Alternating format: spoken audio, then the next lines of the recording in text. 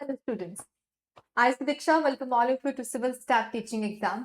आज की इस वीडियो में हम डिस्कस करेंगे HPPSC assistant professor descriptive paper for the botany के बारे में, राइट? ठीक है, एज यू नो आपकी एग्जामिनेशन डेट जो है वो ऑलरेडी आउट हो चुकी है, राइट?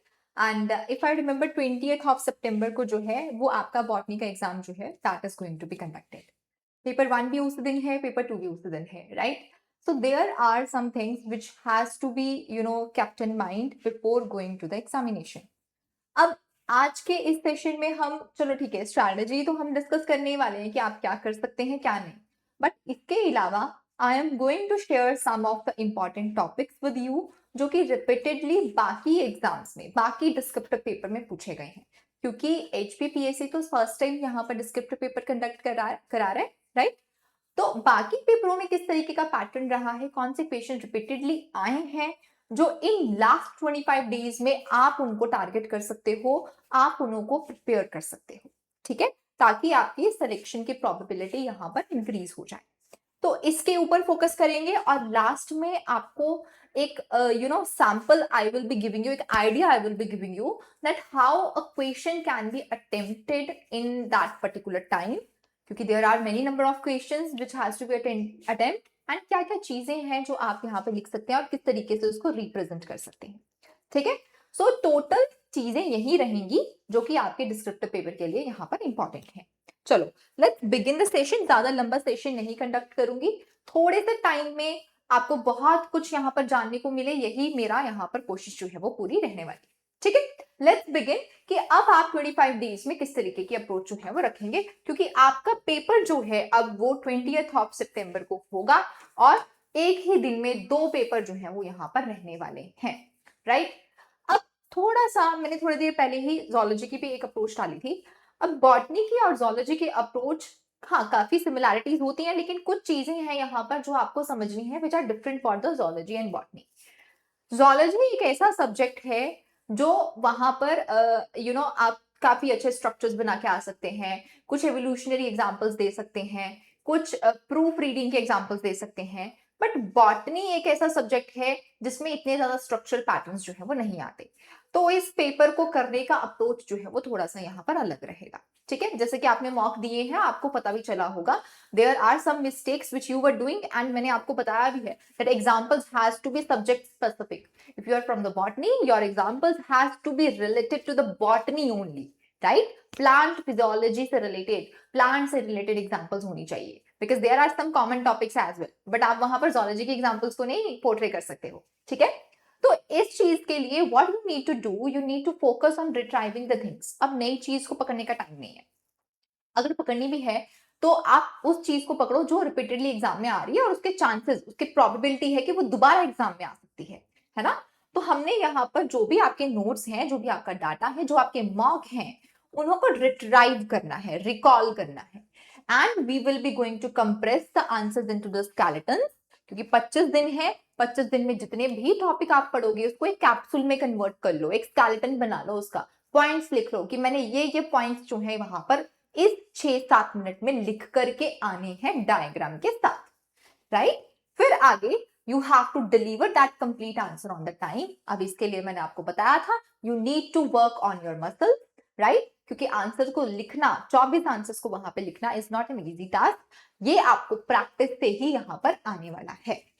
चलो, अब आपके पास यहाँ पर प्रॉपर टाइम है, ये नहीं है कि आपके पास 15 दिन है सिर्फ, राइट? तो यहाँ पर आप यहाँ अपने आप को पूरा प्रॉपर टाइम जो है वो दे सकते हो। You can divide your day into some hours, जो आप यहाँ पर डिस्क्रिप्टिव पेपर की प्रैक्टिस के लिए भी दे सकते हो, but rather that you have to focus on the paper 1 as well. 1 घंटा पेपर 1 को जरूर दो डेली बेसिस पे, एक से ज्यादा दे सकते हो, वेल एंड गुड, राइट? जो भी आपके चीजें हैं पेपर 1 के लिए इंपॉर्टेंट, उन्हों को भी यहाँ पर जरूर रिवाइज करें, अपने कंसर्न टीचर्स के साथ इसके बारे में प्रॉपर डिस्कशंस करते रहें। नेक्स्ट देखो, दूसरे सेशन में आप यहाँ पर अपना फोकस करो कि देखो आपका एक ही दिन में पेपर है, राइट?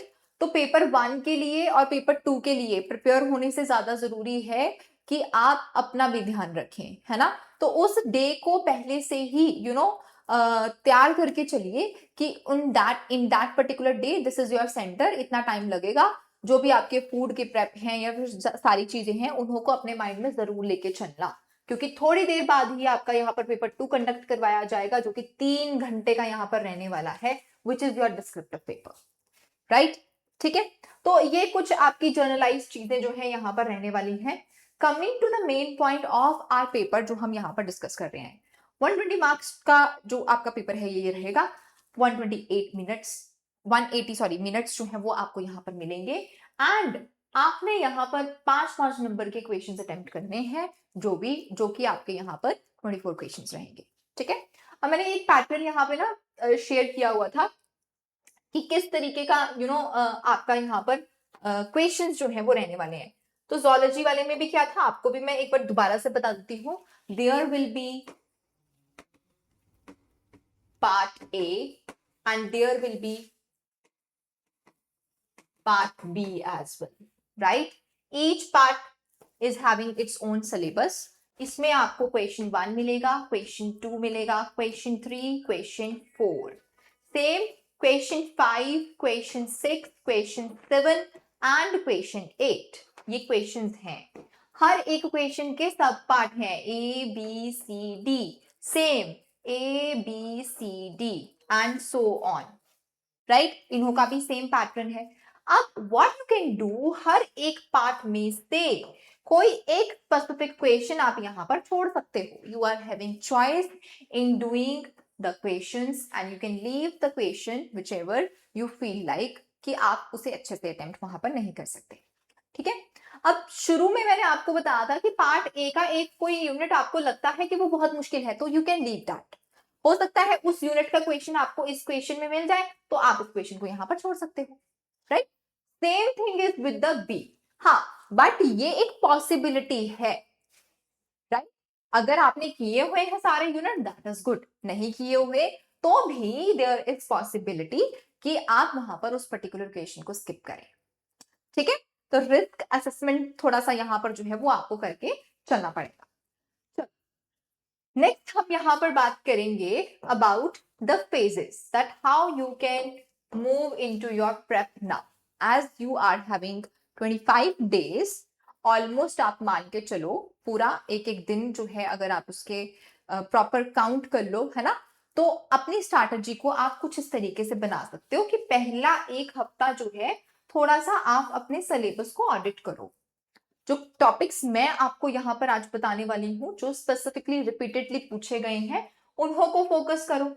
उन्हों के स्केलेटन आंसर्स को लिख लीजिए, उन्हों के स्केलेटन आंसर्स को याद कर लीजिए, कहीं पे नोट कर लीजिए, राइट।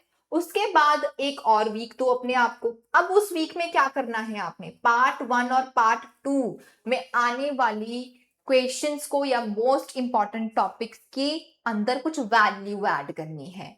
वैल्यू ऐड करने का मतलब कुछ डायग्राम्स रिवीजन करते हुए, कुछ कंपैरिजन टेबल, कुछ इनोवेटिव चीज, कोई ऐसी एग्जांपल जो अभी रिसेंटली न्यूज में हो, कुछ भी ऐसा, राइट, जो आपके क्वेश्चन के आंसर की वैल्यू वहां पर इंक्रीज करे, उस चीज पे आपने फोकस करनी है रिवीजन करते हुए। उसके बाद नेक्स्ट जो आपका वीक है उसमें आप उसकी प्रैक्टिस करो, लिखो उसको, राइट। अपने PYQs को जो आए हुए हैं, जो क्वेश्चंस आपके मॉक में हैं, उन्हों को लिखिए, स्टिमुलेट करो भाई अपने आप को, right. And after that next जो वीक आपके पास रहेगा, उस पे आपने यहाँ पर अपने एरर्स के ऊपर फोकस करना है कि ये मैंने गलतियां की थी, ताकि मैं आगे जाकर वो गलतियां यहाँ पर ना करूं। ठीक है, तो इस तरीके के कुछ पॉइंट्स हैं जो आपने अपने माइंड में यहाँ पर रखने हैं। Now what you need to do here is, जब आप सिलेबस जो है वो अपना कर रहे हैं, before revising the things, keep in your mind whatever topic you are doing, right. उस टॉपिक को आप इस हिसाब से उसके पॉइंट्स को कलेक्ट कर लें कि 5 नंबर में मैं ये चीजें यहाँ पर लिख कर आऊंगा। तो रिवीजन करने का तरीका ही यहाँ पर ये है कि आप उन फोकस्ड टॉपिक्स को इसी अप्रोच के हिसाब से पढ़ो। ठीक है, ये नहीं कि बुक खोल ली and we are just doing reading everything, ठीक है, बट उसको 5 मिनट में क्या क्या लिखना है, उन चीजों के ऊपर आपने फोकस करना है, स्केलेटन्स के ऊपर आपने फोकस करना है, राइट।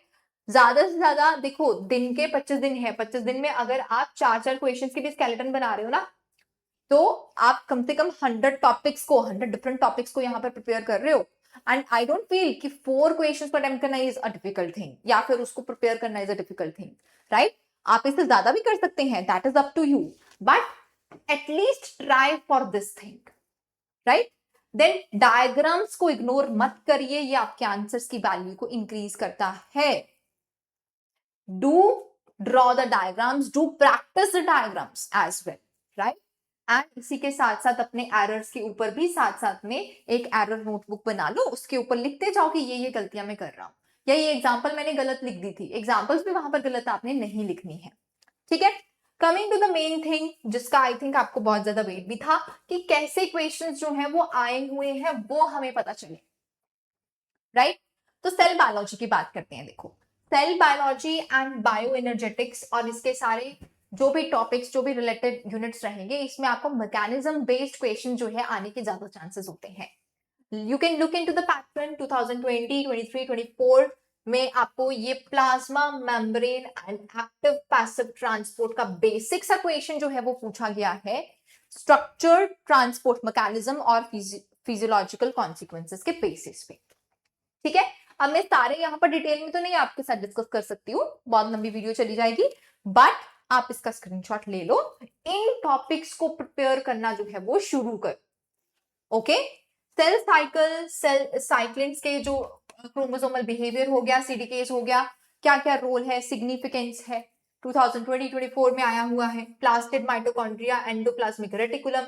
अब ये नहीं कि आप बेसिक सी चीजें लिख के आओ, this has to be matched to the level of HPPSC as well, right? You all have prepared for the SET examination, maybe CSI NET as well, so you should meet that level. Okay, this question has been also repeated. Electron transport system और phosphorylation के questions repeatedly मैंने आपके mock में भी जो है वो डाले हुए थे, अच्छे अटेम्प्ट किए हुए हैं आपने, but again look at the things how they have been repeated, ठीक है? ये भी क्वेश्चन बड़ा अच्छा होता है, protein, amino acid, enzymes, isoelectric points के बारे में एक्सप्लेन करना, राइट? ओके, मॉलिक्यूलर बायोलॉजी की अगर हम बात करें, lac operon, positive negative regulation किस तरीके से होगा, रेगुलेटरी एलिमेंट, इंड्यूसर्स और एक्सप्रेशन आउटकम के ऊपर फोकस जरूर करिएगा।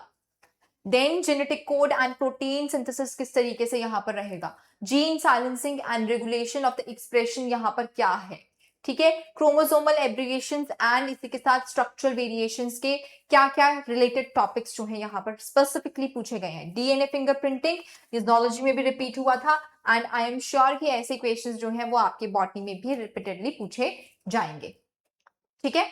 Clear? Then these are some topics which are related to the anatomy and embryological diagram, rich scoring topics हैं, kindly इन्हों को भी जरूर prepare करें, ठीक है? आगे बढ़ेंगे, plant physiology. Plant physiology core है बॉटनी का, मैकेनिज्म से रिलेटेड जितने भी क्वेश्चंस आएंगे, most of the questions are going to be from this particular part. जब आप इन क्वेश्चंस को कर रहे हो, मैकेनिज्म वाले क्वेश्चंस को, focus on making the comparison table, short comparison table add कर दिया, राइट? या फिर आपने यहाँ पर एक फ्लो चार्ट ऐड कर दिया कि भाई इस तरीके से मैकेनिज्म हो रहा है, उसके स्टेप्स का। फ्लो चार्ट ऐड करने का मतलब देखो ये नहीं होता कि you are not going to write the things, आपने शॉर्टली फ्लो चार्ट ऐड कर दिया, नहीं। अगर मैकेनिज्म बेस्ड क्वेश्चन पूछा गया है, then you have to complete the demand of the question as well, ठीक है? और क्वेश्चन की डिमांड क्या है, कौन सा वर्ड क्या आपको पूछ रहा है, वो भी मैंने आपके साथ आई थिंक अपने प्रीवियस सेशन में डिस्कस किया हुआ था। Okay, moving ahead, genetics and breeding from one this of the topic, यहां से भी आपको रिपीटेडली काफी क्वेश्चंस जो है वो देखने को मिल जाएंगे आपके एग्जाम में, ठीक है? Population genetics and Hardy Weinberg equilibrium, ये भी इंपॉर्टेंट टॉपिक जो है वो आपका रहेगा। Microbes, algae, fungi, life cycles के बारे में क्वेश्चन आते हैं यहाँ से, इनों की यूटिलिटी क्या है, राइट? इस तरीके के क्वेश्चंस जो है वो आपको यहाँ पर देखने को मिलेंगे। अब देखो, ये आपके रिपीटेडली 24 की एग्जामिनेशन में जो है वो पूछे गए टॉपिक्स हैं, काफी ज्यादा इंपॉर्टेंस माइक्रोब्स और एल्गी के, फंजाई के टॉपिक्स को यहाँ पर दी गई है, ठीक है? और ये टॉपिक, ये क्वेश्चन आपको रीसेंट डिस्कवरी से रिलेटेड या रीसेंट टेक्नोलॉजीज जो चल रही हैं उससे रिलेटेड भी आ सकता है। तो जब आप ऐसे टॉपिक को अटेंड कर रहे हो ना, है ना, उस टाइम पे कोशिश करो कि आप ऐसी एग्जाम्पल्स को यूज करो जो कि रिसेंटली न्यूज में भी थी। ठीक है, जैसे कि फॉर एग्जाम्पल लेट मी सी, किसी साइनोबैक्टीरिया और एल्गी के बारे में पूछा गया है, तो इकोलॉजी में कोई रिसेंट रोल हो, राइट, डायग्नोस्टिक कैरेक्टर इसके आप यहाँ पर डिस्कस कर सकते हो। माइक्रोबियल एप्लीकेशन का क्वेश्चन आया है अगर, तो यहाँ पर माइक्रोबियल एप्लीकेशन इसका एग्रीकल्चर के फील्ड में रिसेंट क्या हुआ, मेडिसिन के फील्ड में क्या हुआ, तो वो आपके आंसर की वैल्यू को यहाँ पर काफी हद तक इंक्रीज कर देता है। ठीक है, ओके। नेक्स्ट आपके पास आता है लैंड प्लांट डाइवर्सिटी। यहाँ पर एवोल्यूशन से रिलेटेड क्वेश्चंस जो है स्पेसिफिकली टारगेट किए जाते हैं। ठीक है, ये तो एग्जामिनर का फेवरेट टॉपिक ये होता है। ओके, चलो आगे, सिस्टमैटिक्स एंड इकोनॉमिक बॉटनी। यहां पर आपने एग्जांपल्स नहीं यूज की ना अगर, तो आपका आंसर नथिंग। सिस्टमैटिक्स और इकोनॉमिक बॉटनी में जितनी ज्यादा एग्जांपल्स यूज कर सकते हो करो, स्पेसिफिकली भाई इकोनॉमिक बॉटनी में। और एग्जांपल्स गलत नहीं लिख के आनी, example has to be correct. अब इसके लिए you need to revise, right, you need to make your example sheets as well, right. ठीक है, सो ये सारे क्वेश्चंस जो हैं स्पेसिफिकली टारगेट यहाँ पर किए जाते हैं। आगे देखिए, ecology and conservation should this will be having the questions जो कि ज्यादातर आपके पूछे जाएंगे। अब हो सकता है हिमाचल से रिलेटेड किसी कंसेप्ट के साथ कोरिलेट करके पूछा जाए, जैसे फाइटोजियोग्राफी के क्वेश्चन हो सकता है ना, फॉरेस्ट के टाइप्स हिमाचल में क्या है, तो यहाँ पर you need to explore the things in that specific way. I am just giving you an idea कि पॉसिबिलिटी है कि ये चीजें भी आपको यहाँ पर पेपर में पूछी जा सकती हैं। एज पर HPAS में ये एग्जाम्पल क्वेश्चन 23 में जो है वो पूछा गया था। ठीक है, ये ग्लोबल चेंजेस, स्ट्रेस और इन्वेसिव स्पीशीज का क्या रहेगा, स्पेशली मेटेलोफाइट्स का क्या रोल जो है वो रहेगा। So such topics become very important. Biotechnology, upgrowing branch, biotechnology methods and predictable की इस तरीके के क्वेश्चंस आने के चांसेस आपके पेपर में ज्यादा हैं, क्योंकि ये रिपीटेडली देखो कैसे एग्जाम्स में जो है लेटेस्ट जो है वो पूछे गए हैं। इसका मतलब ये नहीं कि पहले नहीं पूछे गए, यहाँ पे रीसेंट वाले ही जो है वो मैंने मेंशन किए हुए हैं। ठीक है, क्लियर, ओके। सो कुल मिला के जितने मैंने टॉपिक्स बताए आपके, तो कुछ इस तरीके की वेटेज जो है वो यहाँ पर इन स्पेसिफिक यूनिट्स की जो है वो रही है। ठीक है, क्लियर। तो अब शुरू करो इन टॉपिक्स को करने से पहले अपना एक माइंडसेट बनाओ, फिर टॉपिक वाइज जो है इनको यहाँ पर कंप्लीट करो, हर एक क्वेश्चन को, मॉक के क्वेश्चंस को करो, राइट। मॉक के अलावा भी मैंने आपको यहाँ पे कई सारे क्वेश्चंस बताए हैं जो इंपॉर्टेंट हैं, जहां से आप अपनी तैयारी और बेहतर जो है वो बना सकते हो। Okay, now the things is you need to prioritise that what you need to study, you need not to study the whole thing. ठीक है, I am specifically telling you कि आपने यहाँ पर क्या करना है, जो कोई टॉपिक बता दिए भाई उनके ऊपर फोकस करो। Minimum coverage of every unit, कोशिश यही करो कि आप थोड़ा थोड़ा सा सारे यूनिट्स में से कुछ ना कुछ पढ़ा हो आपने, राइट, ताकि वहां पर किसी एक क्वेश्चन को छोड़ना ना पड़े। देखो when you are attempting the question 1 और क्वेश्चन 1 के ABCD में से मानो कोई B पार्ट आपको नहीं आता and you just leave it, that gives a very bad impression. तो you should have at least minimum knowledge to attempt that question, that is my concern to you, question छोड़ना नहीं। ठीक है, आगे minimum coverage in every unit, right, ये मैंने आपको बता दिया। यूज द मास्टर नोट, अब आप वहां पर आपने जो नोट्स बनाए अपने उसको भी यूज करो, साथ में जो एरर्स आप डायग्नोज कर रहे हो कि ये एरर्स आ रहे हैं उनके ऊपर भी काम करो, राइट। सो इस तरीके से अपने जो स्केलेटन आंसर्स हैं उनको भाई प्रिपेयर कर लीजिए, जितने से ज्यादा क्वेश्चंस आप प्रिपेयर करेंगे that is going to be beneficial for you. अब बात करते हैं कि पढ़ना कितना चाहिए भाई। अगर इन 25 दिनों में अगर आप 6 आवर्स जो है वो अपने पूरे दिन की रूटीन से जो है वो दे सके तो दैट विल बी गुड। आप इसको अपने अकॉर्डिंग भी मॉडिफाई कर सकते हो। आई am just displaying an idea that how you can focus on it. सबसे पहला तो आपने यहाँ पर रिकॉल करना है अपने प्राइमरी यूनिट्स को। प्राइमरी यूनिट्स आपके क्या हो गए, जो टॉपिक्स मैंने बताए, let consider them as a primary unit. ठीक है, सो उन्हों को आपने क्या करना है, यहाँ रिकॉल करना है। उसके बाद जो पुराना पढ़ा हुआ है उसको रिवाइज भी करना है। ठीक है, फिर जो आप पढ़ रही हैं चीजें उन्हों को कैप्सूल्स में भी कन्वर्ट करना है, थोड़ा सा टाइम उसमें भी लगेगा, राइट? डायग्राम्स और कंपैरिजन टेबल्स को सेपरेटली फोकस करिए, okay? Then evaluate and rewrite your answers as well. अब ठीक है, अगर आप पूरा 3 घंटे का, 6 में से 3 घंटे अगर आप पेपर करने में ही अटेम्प्ट कर रहे हो, अगर आप सोच रहे हो कि हाँ ठीक है ऐसा करना है, तो दैट इज गुड। नहीं भी करना है, इतना टाइम नहीं भी देना चाहते हो, अटेम्प्ट एटलीस्ट 4 क्वेश्चन, बट उसका टाइम उतना ही रिड्यूस कर दो कि एक क्वेश्चन को करने में मैं यहां पर सिर्फ 6 से 7 मिनट लगाऊंगा, उससे ज्यादा नहीं लगाऊंगा, ठीक है? ओके, पेपर 1 की भी प्रिपरेशन करनी है भाई, और रात को कोशिश करिए कि आप रिकॉल करो चीजों को। और रिकॉल किस तरीके से करना है? नोटबुक खोल के नहीं बैठ जाना, you have to memorize the things, उसको कहते हैं हम रिकॉल करना, रिवाइज नहीं करना है, रिकॉल करना है, ठीक है? सो रूट वर्ड को जानेंगे अब, रिस्पॉन्ड, यानी कि you need to, how you can build your answer, है ना? तो यहां पर आप क्या कर सकते हो, अपनी जो क्वेश्चन की डिमांड है उसको समझो पहले, और उसके कंसेप्ट को डिफाइन करो सबसे पहले, जिसको हम कहते हैं इंट्रोडक्शन वाला पार्ट, 1-2 लाइन में उसको डिफाइन करो, है ना? फिर ऑर्गेनाइज करो कि आपने लिखना क्या क्या है, कोर मैकेनिज्म से स्टार्ट करो, कुछ लॉजिकल ऑर्डर्स को फॉलो करते हुए अपने आंसर्स में वैल्यू को ऐड करो, वैल्यू में लेबल डायग्राम्स ऐड करिए, कुछ टेबल्स, कुछ एग्जाम्पल्स, और अगर हो सकता है applications. whenever you are writing these particular points, try to make subheadings, कि इस पॉइंट में आप ये हेडिंग को एक्सप्लेन कर रहे हैं, right? And in the end just summarize your answer, write a good significance, result, outcome, possibility, limitation, or a good conclusion to it. So this is how you have to design your answer. Okay, right?